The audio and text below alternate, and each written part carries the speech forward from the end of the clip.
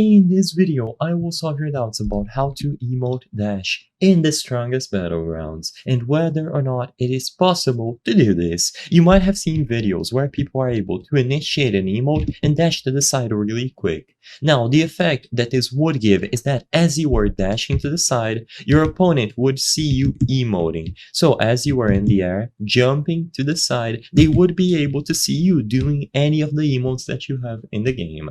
Now, how do you do this? Well, the usual timing used to be that you would start an emote and then immediately after starting the emote, you would do a dash to the side while jumping. Of course, I did the dash forward there, but you get the idea.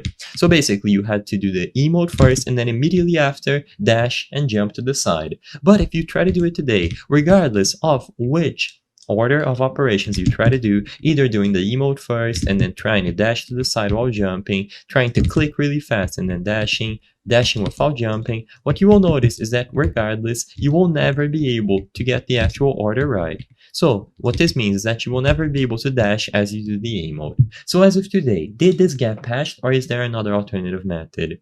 Well, sadly, as of today, regardless of where you jump, and regardless of the version that you are playing, on PC, mobile, or consoles, it is impossible to side dash. It seems like the glitch emote dash was patched from the strongest battlegrounds. So unless you find an alternative method that you can confirm in the comment section of this video, it seems like the other option got patched, and unless people discover a new one, you will not be able to emote and dash at the same time.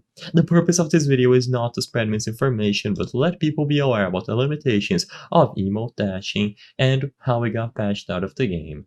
If this video answered any questions that you had about how to emote dash, please be sure to leave a like and subscribe for more very easy tips. Thank you for watching.